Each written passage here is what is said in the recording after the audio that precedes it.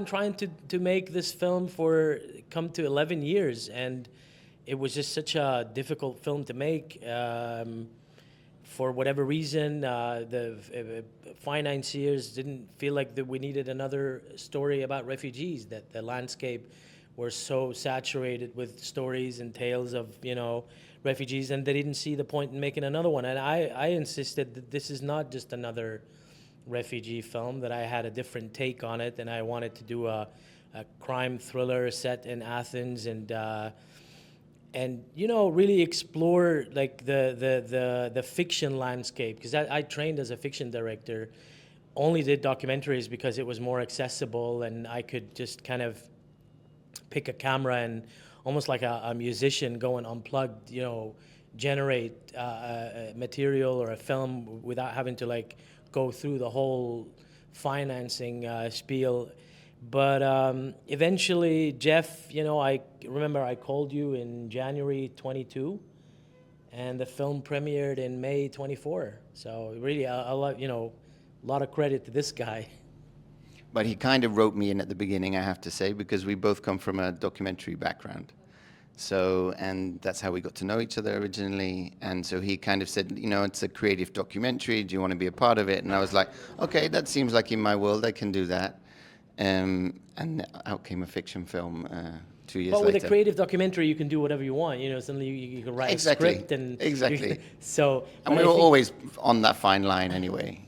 But I think the thing about Geoff is that he's we both work outside of any system. We're really as independent as it gets, and so for us it was just like okay, this filmmaking is problem solving. How do we? Okay, we need to write a script. How do we do that? We need to raise the money. How do we do that? Who do we ask?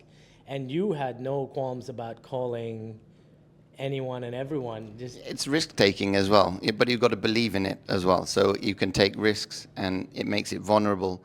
But if you believe in it the whole way, and I believe in Mahdi's work, then you have a chance of doing it. From a production side point, I think that we're very grounded in how to put it together. So it's not a big razzmatazz of a production. We really know how to use every penny. We know every name of every crew member. It's very personal. And in doing that, we use that documentary background, and that feeds, I think, into the creative, and the creative feeds back into the production. It's a two-way street.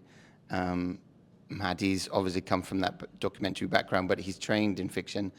So no, for us, it was very organic to come from the documentary into fiction. There was no difficult elements for me. Yeah. I mean, I agree, and I think unlike fiction, where everything has to sort of be in place, so the tracks has to be laid before you can move the train. Financing needs to be in place. Everyone needs to have their seat belts on, and in documentary, it's like, no, we play as we go, and we go as we play, and we lay the tracks. We have enough money to shoot the film. We don't have to do the post-production, but we'll get there eventually. So I think it's a different mindset. I also feel like, because of the spontaneity inherent in the documentary form, we really wanted to embrace that and bring that into fiction. I think any art form really has to be freed from all the paraphernalia, and especially film, because it's so it involves so many people and so much money that it can lose the spontaneity. And we wanted to preserve that at any cost, really try and see how can we bring that same, the same energy that I have from my documentary film into making this fiction. I think it's a really good point, because in a way, if we did it how the traditional way of making fiction would be, I don't think we'd be here, because we would have never gone into production. We would have never gone into, we would have never been here. It's really difficult to keep the momentum on anything for like a couple of years, let alone 11. And so the story came out of my first documentary feature, A World Not Ours, which sort of ends in Athens. And through the subject, my friend who is the main guy in the film, he opened up this world in Greece for me. And but at the time, this was in 2011, It was new. It was talked about all over the news, and yet no one knew what was happening there. You know, it was still a new phenomenon, like of people trying to make it to Europe and stranded in Athens. Greece didn't know what to do about all these refugees, and so when I started thinking about that story, I felt like I wanted to do a modern adaptation of Ghassan Kanafani's Men in the Sun, which is a similar story, but that takes place in the 50s. Kanafani wrote the story of young men leaving the camps, the Palestinian camps in Lebanon, to go to what was then the El Dorado of the time, which is the Gulf. They wanted to go to Kuwait in this instance, and they end up stranded in the desert between Iraq and Kuwait. Fast forward decades later, it's the same story. El Dorado is now Europe, Northern Europe, and they end up stranded in Athens, the gateway to Europe. None of them wanted to be in Greece, but Athens became this sort of urban desert. And I wanted to kind of do a modern adaptation of Men in the Sun. And then gradually it changed, and I changed, the landscape changed, the stories changed, and suddenly there was so much.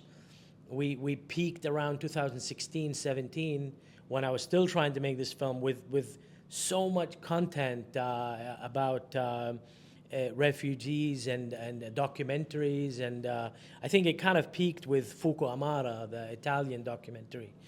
And at the time, we were like, okay, maybe we just give up on this.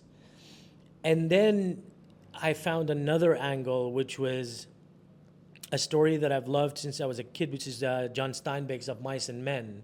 And I saw Reda and Shatila, my two guys, as George and Lenny, you know, dreaming of the farm. You know, they want to open this cafe in Germany into a land unknown. And so that was a kind of a new angle on it. And then really to embrace I've always, I missed a certain cinema that I grew up watching and loving as a kid, which is 70s, 80s Hollywood cinema, the early De Palmas and the Sidney Lumet, and in particular the kind of urban New York cinema. And I wanted to somehow pay homage to that with To a Land Unknown. And so I think Geoff and our Greek producer and really the partners that ended up making the film, they understood what we were trying to. They were like, okay, this is not just a one-to-one social realist drama about refugees stranded in Athens. No, it's a crime thriller. It has this New York urban vibe to it, and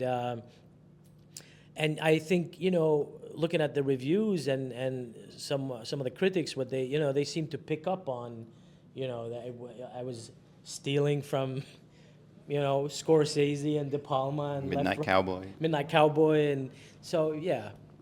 But also maybe the collaboration with Faisal Khalifa, I think that also the co-writer, when he came on board, that also that creative spar between you was an important integral part, right? For sure. I mean, Faisal Khalifa, an amazing writer, director, an incredible writer. I think it was the first time that I discovered that maybe I'm not a writer director.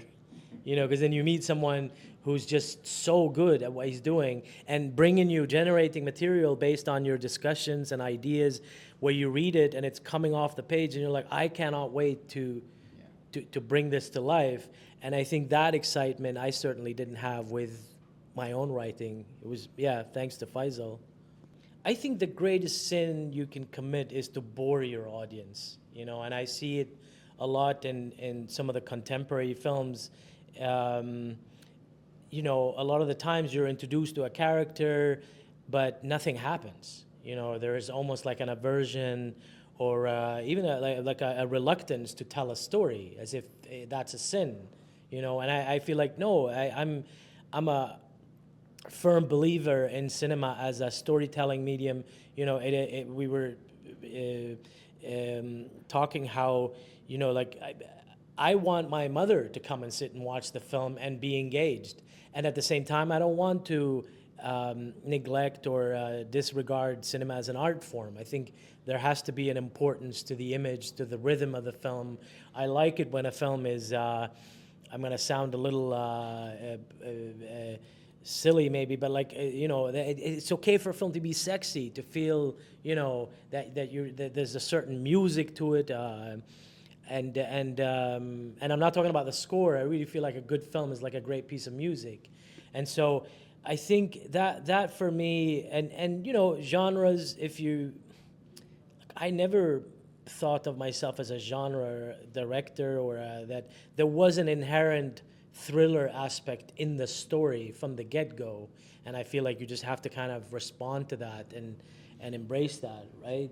I think it's more about responding to the story than trying to go inside a genre. It was always being organic to where it was going within the narrative, rather than trying to pigeonhole or think about audiences necessarily.